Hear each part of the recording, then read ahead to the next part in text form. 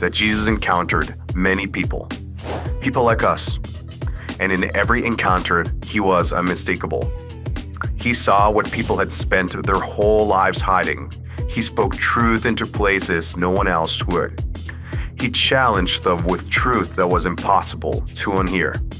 He loved and restored what the world had given up on. He offered what no one and nothing else ever could. So what happens when he meets us?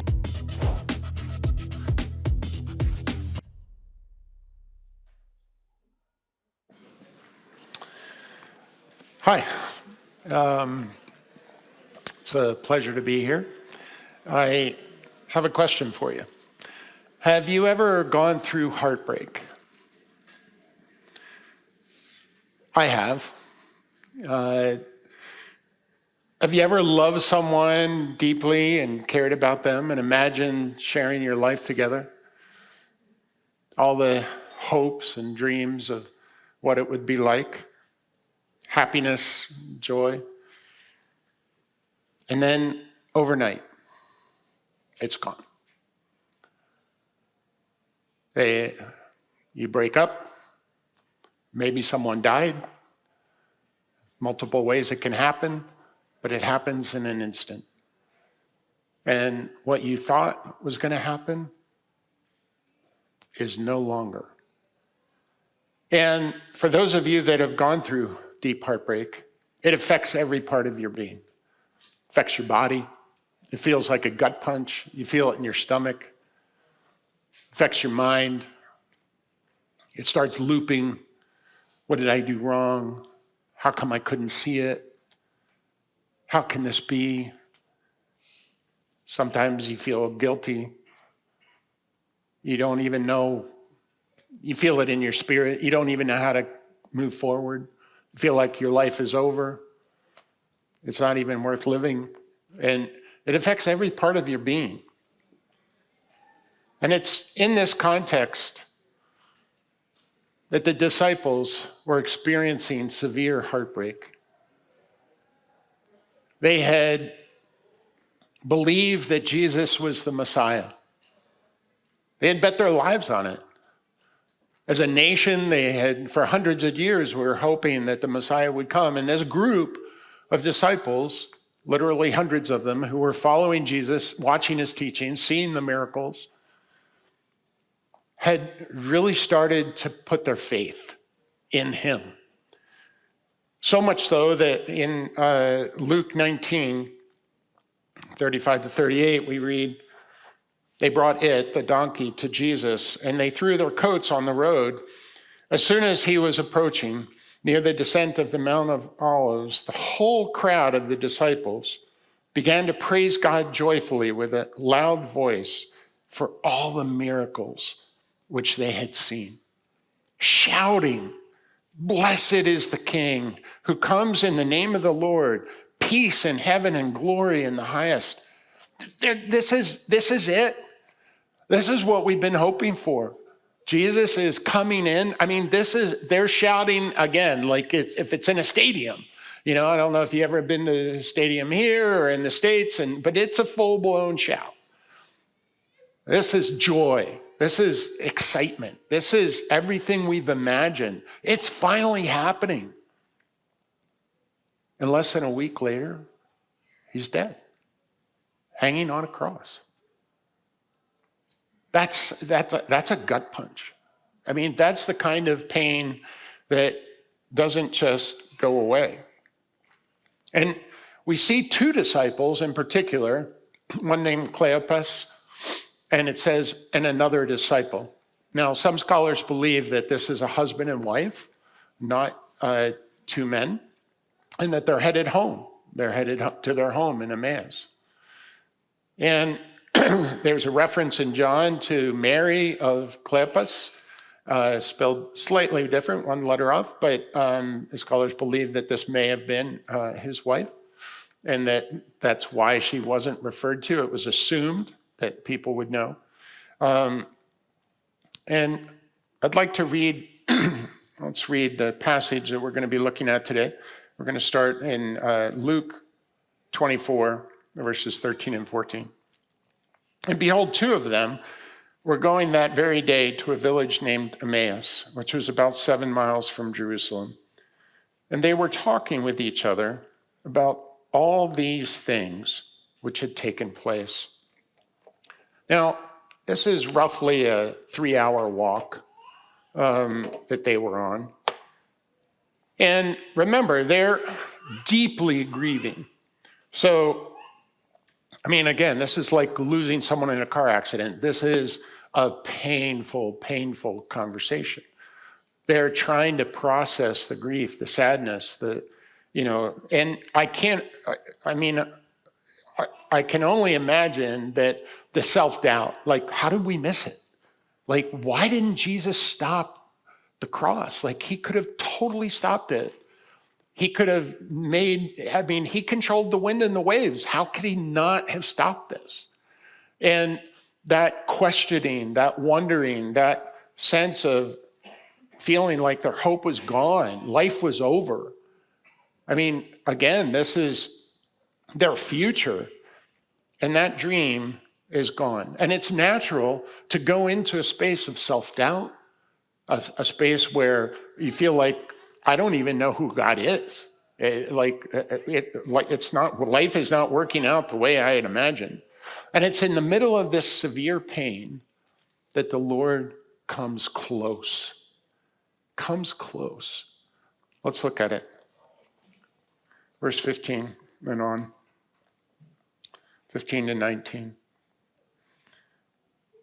While they were talking and discussing, Jesus himself approached and began traveling with them. But their eyes were prevented from recognizing him. And he said to them, "What are these words that you are exchanging with one another as you are walking?" They stood still, looking sad. One of them, named Cleopas, answered and said to him, "Are you the only one visiting Jerusalem and unaware of the things which have happened here in these days?" And he said to them, "What things?" I love how the Lord asks questions. It's never for him. They're meant for us to draw attention to something. In this case, attention to the narrative in their head. Because, you see, they believed they were looking at the facts, and the facts were making a statement about reality. But the truth of the matter is, facts are just facts, but it's the interpretation and how you see those facts that make all the difference. Because facts truly aren't facts. They looked at the facts, and the conclusion was, see, Jesus isn't the Messiah. He failed. He didn't do what he was supposed to do. And they felt lost and hopeless. And their faith or lack of faith was selectively choosing the events and the facts that they wanted to see. And as evidence of that, you see, there's a tendency to believe that if I were to see the facts, then I would believe. If I were to see something spiritual, then I would be convinced about the truth. And the reality is, it's actually just the reverse. You see, because seeing isn't what creates believing. Believing is actually how we see. And so, for example, earlier in the day, let's look at what had happened earlier. Let's read Luke 24 to 19 to 24. And he said to them, "What things?" And they said to him, "The things about Jesus the Nazarene, who was a mighty prophet, mighty indeed in word in the sight of God and all the people, and how the chief priests and our rulers delivered him to the sentence of death and crucified him. But we were hoping that it was he who was going to redeem Israel. Indeed, besides all this, it's the third day since these things happened. But also, some women among us amazed us. When they were at the tomb early in the morning and did not find the body, they came saying that they had also seen a vision of angels who said that he was alive. Some of those who were with us went to the tomb and found it just exactly as the women had said, but him they did not see. You see, when they heard the women's testimony, in Luke 24:11, it says the following: "But these words appeared to them as nonsense, and they would not believe them." See, they were convinced of how they thought Jesus would be and act as the Messiah. And so when they heard information contrary, it sounded like nonsense. That can't be how it goes. And so because they didn't believe, they then couldn't see, and literally couldn't see Jesus present with them because they were convinced he was dead. And, you know, it seems in some ways crazy to us, but actually it happens a lot. At least it has in my life. I remember growing up, that's a good phrase. I remember when my kids were growing up, which I was also growing up while that was going on.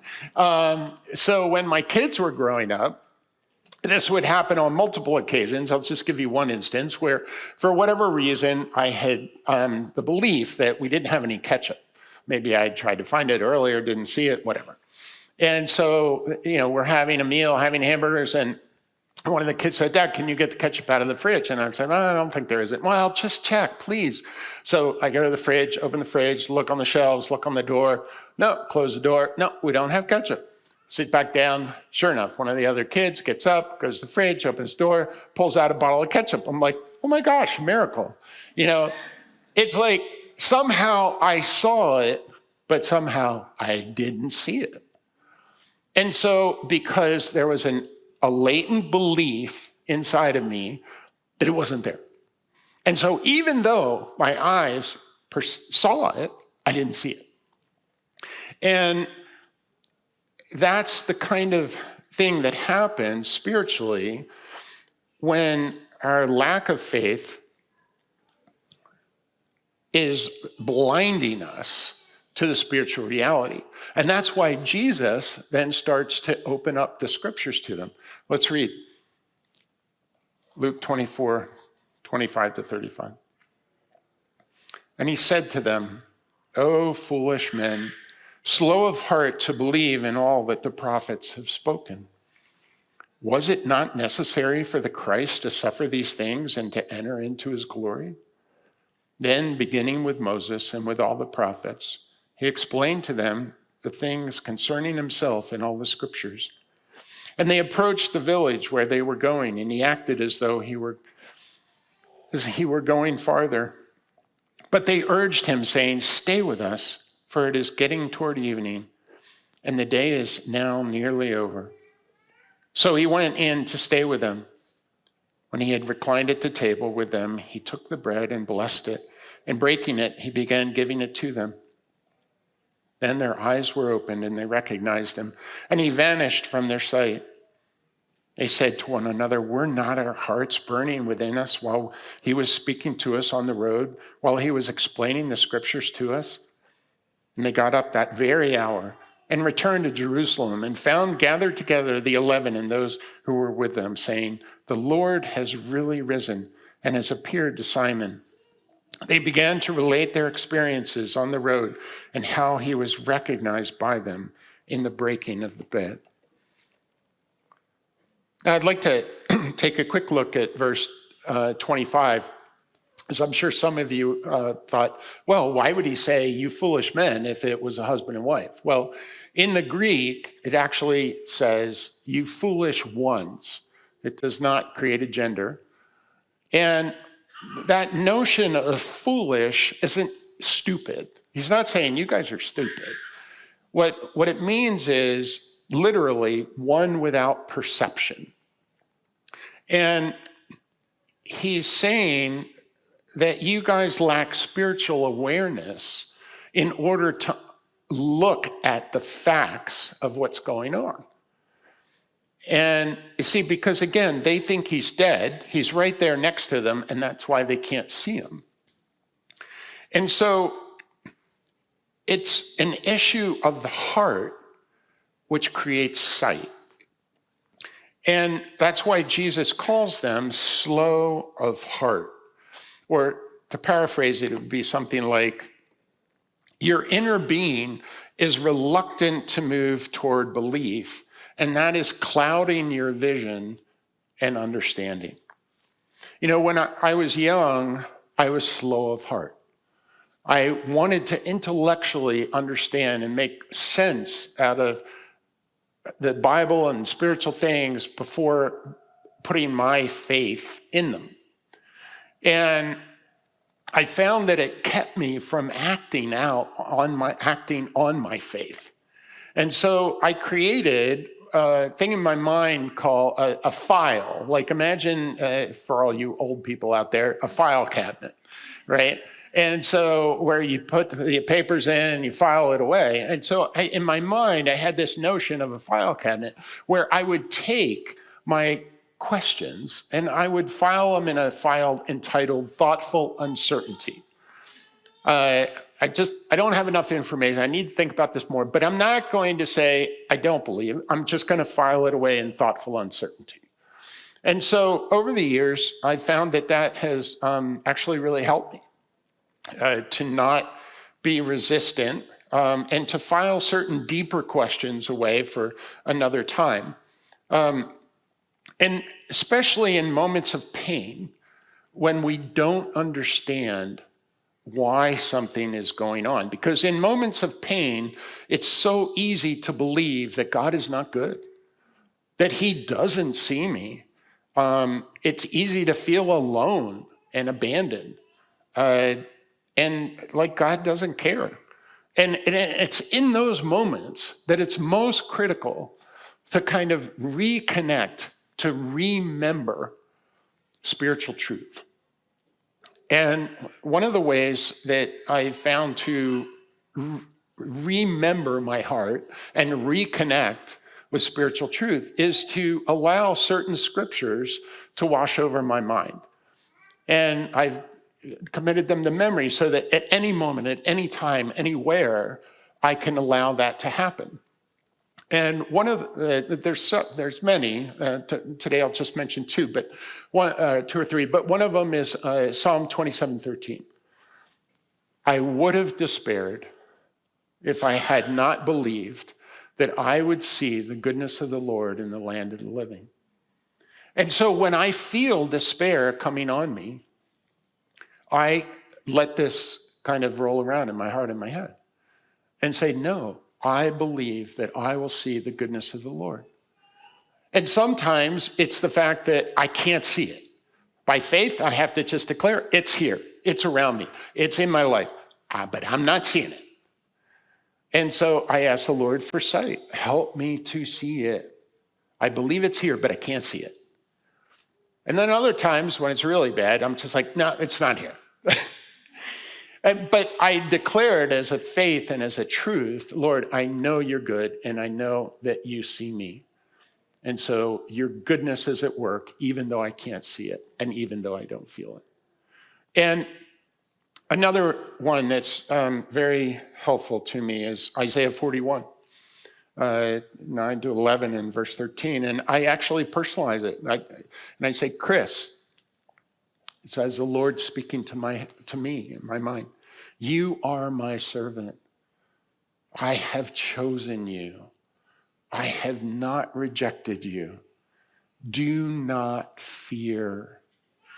I am with you. Do not look about anxiously, for I am your God. I will strengthen you. Surely, undoubtedly, I will help you. Surely, I will uphold you with my righteous right hand.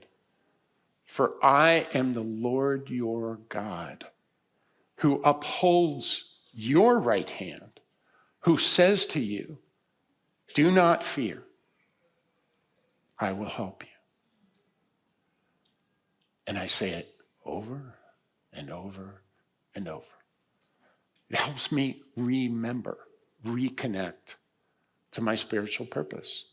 It gives me a lens through which to look at the, quote, facts of what's going on. Many of us maybe know Romans 8:28 by heart. And God works all things together for good to those who love him and are called according to his spiritual purpose. But you know, the three words that impact me the most are the first three. And we know. Do we? Do I? Do you? Is there a confidence in your heart and your mind that that's actually what's going on? That word know is like, oh no, this is solid ground. And is that the filter through which I see what happens in my life? Confident, knowing that God is working it for good.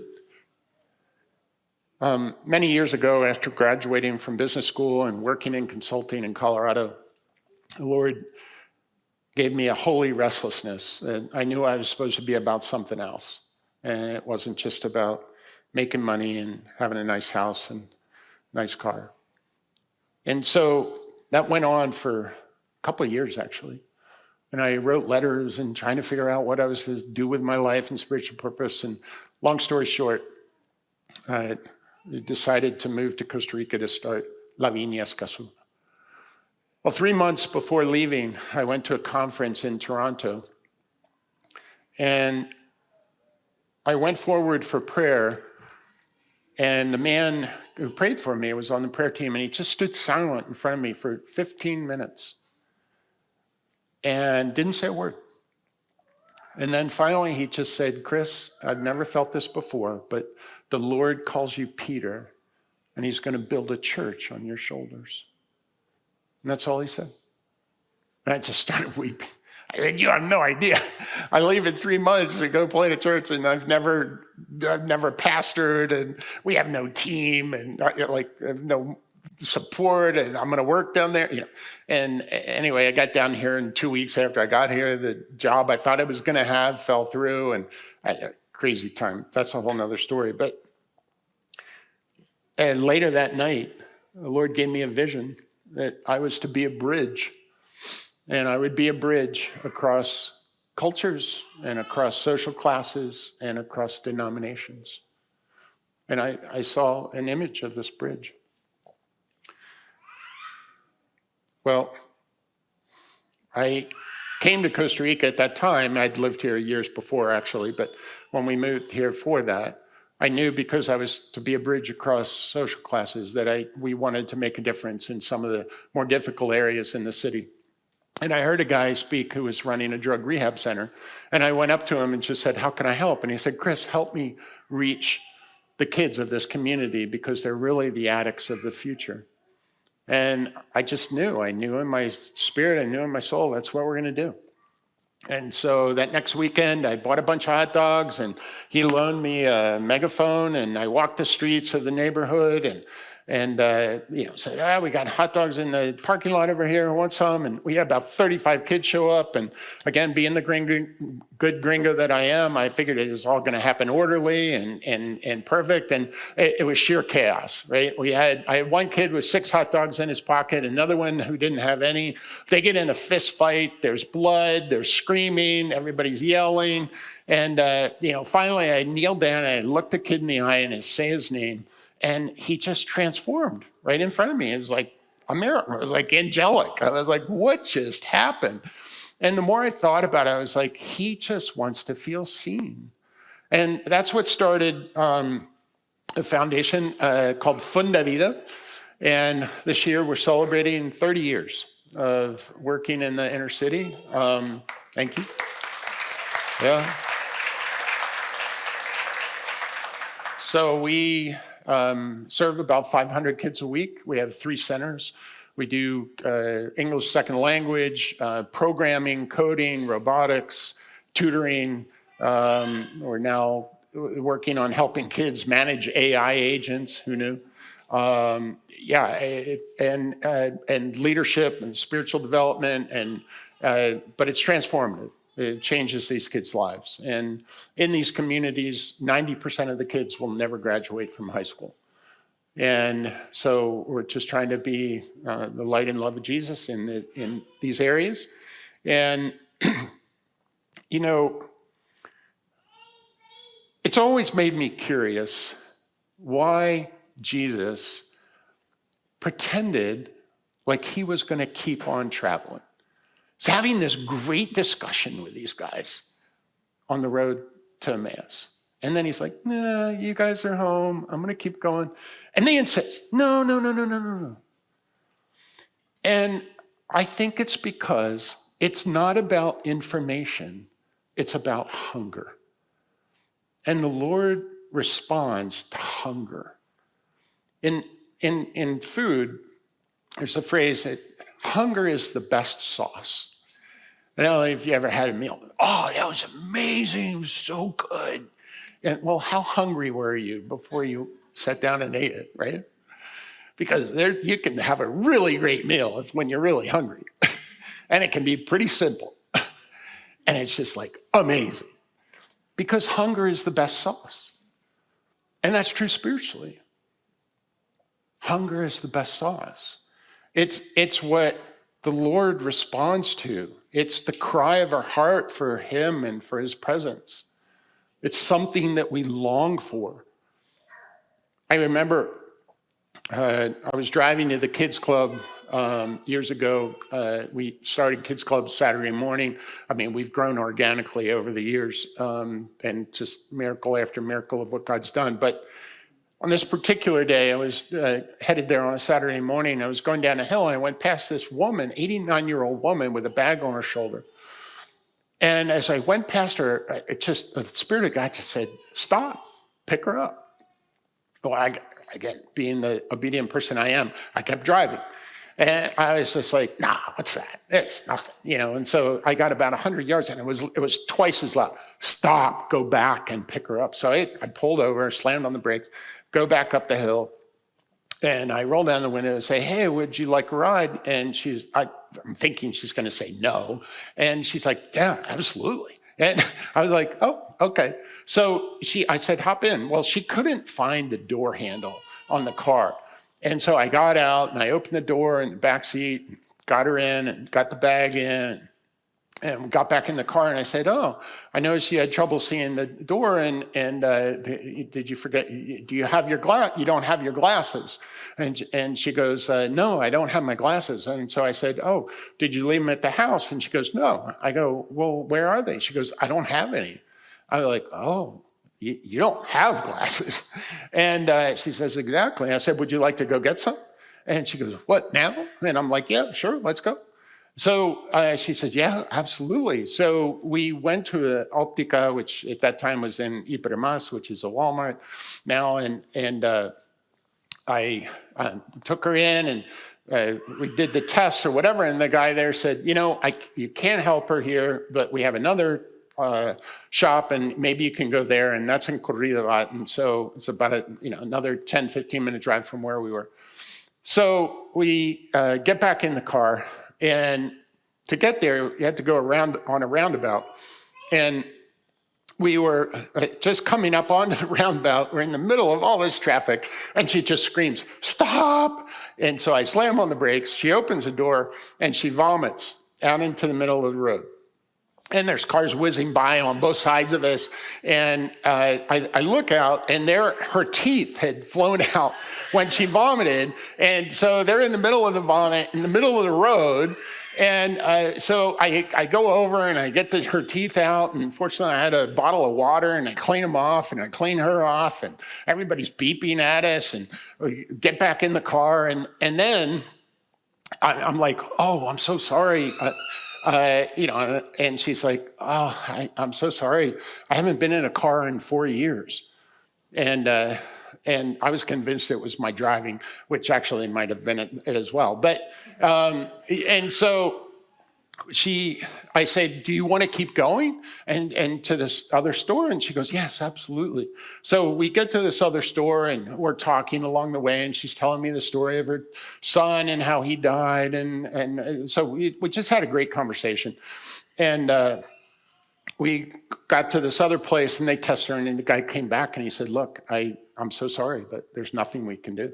She's too old, it's too far gone, and there's no glasses we can give her, and there's no operation we can do to help her. And so I was so defeated. I got back in the car, and I really was. I was heartbroken that, for her, and so I prayed for her on the way home, and I prayed for a miracle and healing and different things. But she lived in a very, very violent area called Las Tablas, which is where we had a center many years ago. And you can't drive into the neighborhood; you have to walk in. And so I got her out of the car, and she said, "You can't walk in with me; it's too dangerous." So we both stood on this bridge while somebody came down to meet her. And she just said to me, she said, Chris, in 89 years, no one has ever done anything like this for me. And she just started to cry. And I was so moved by it. And we hugged and we said goodbye. And I got to tell you, literally for 3 days, I had the sense that I had been in the presence of Jesus. It was overwhelming. I felt like the Lord, I just felt like I had been with Jesus. It's all I can tell you. And it again, the sensation lingered, like I had actually been with Jesus. And, because knowing Jesus isn't about memorizing the facts or the doctrines.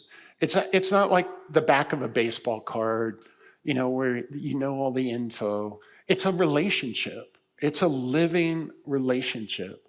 It's a life-giving relationship. It's something that transforms how we see what's going on in and around us. You see, and that's what the disciples encountered on the road to Emmaus. They encountered the living, alive Spirit of Jesus at work in their hearts. That's why it says their heart burned within them. Initially, they were on the road to Emmaus full of doubt, full of pain, full of self-doubt, fearful. People were getting killed because they believed in Jesus. Jesus himself was getting killed. Their lives were in danger. And so, but it's important to understand that they were slow of heart to believe because they had forgotten the words of Jesus. And, to realize that the Lord draws near to us in those moments of doubt, in those moments of pain, in those moments where life doesn't make sense. And we feel abandoned and we feel alone and we feel desperate. That's exactly the moment that the Lord is closest. Maybe we can't see it, but he's there. He's present.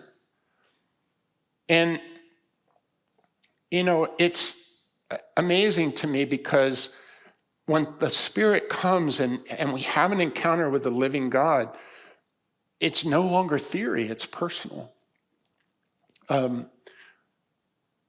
Roughly 10 years ago, I went through another severe heartbreak, and I stepped away from my marriage. I stepped away from the church. I pastored for 22 years. I stepped away from La Vida for a season. I thought my life was over, truly. And I went to a conference in the US, and there's like 2,000 people in the room, and they invited people to come forward for prayer. About 200 of us went down front. And when I was down front, a woman came up to me, and she said, I saw you from across the auditorium, and I saw you come down the stairs, and the Lord spoke to me and he told me two things. And she said, the first thing is, the Lord has called you Peter, and he's built a church upon your shoulders. And I just started bawling. And then she said, you are a bridge. You're not a small rickety bridge. You're a 6-lane highway bridge across cultures, across social classes, and across denominations.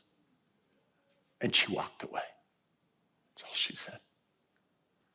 And I got to tell you, I've never felt so seen and known by the Lord as that moment. Heartbroken, desperate, not knowing how to move forward. And yet, it was in that moment where the Lord drew close. And it's easy, again, to let the lens of fear and doubt be the lens through which we look at what's happening in our life, especially when it's painful. But the interesting thing is it's the same road, just different directions. I wonder if you were in Starbucks and Jesus sat at the table next to you and just happened to lean over and say, hey, how's it going? And you were to say, oh, you wouldn't believe the things that are going on. And he'd say, what things? And I've lost money. My spouse won't even speak to me. My kids are acting out. I hurt my back. My car broke down. Even the dog won't do what I say. It's like, my life sucks. What would he say? Would you be blind to seeing Jesus present with you? Might he not all of a sudden open the scriptures and talk about spiritual purpose and how Joseph's family sold him into slavery? Or how David had to flee for his life because he was a good worship leader. Or Moses, incapable of speaking well. Or might he turn to James 1 and say, consider it all joy when you encounter various trials, knowing, confident, that the testing of your faith produces endurance. And let endurance have its perfect result so that you may be perfect, mature, and complete, lacking in nothing. And I'm here to tell you that the Lord sees and knows you, whether you know it or not, whether you see him or not. Maybe it's felt like nonsense, the idea of Jesus. Maybe it makes no sense to you. Just like, I don't get it. This whole thing about the cross and the blood, and I don't get it. It makes no sense. I would invite you to give Jesus a try with a simple prayer. And that prayer is, Lord, I want to believe. I open the door of my heart to you, but help me in my unbelief. Invite him in. See what happens. There's a verse in Revelation 3:20 that says, behold, I stand at the door and knock. If anyone hears my voice and opens the door, I will come into him and dine with him and he with me. That sounds like relationship to me. I can just imagine the Lord at the door, with a bottle of wine and a bag full of groceries saying, hey, you want to make a meal together? You want to hang out? Let's spend a few hours and chat. You know, others of us know Jesus, but we've forgotten some of the vital truths, spiritual truths, and our heart feels dull. And it informs the narrative of how we look at what's happening in our life. And it's not about being perfect. It's about being hungry and willing and open. And so if you're going through difficult circumstances right now, I want to invite you to ask this question. Am I on the road to Emmaus, or am I on the road to Jerusalem? Are you headed toward Emmaus driven by doubt and fear? Or are you headed towards Jerusalem inspired by faith and confident that the Lord sees you and is present with you? Through what lens are you evaluating the facts? Lens of fear or doubt? Or the lens of being a loved son or daughter? Same road, different direction. I want to invite you to stand. I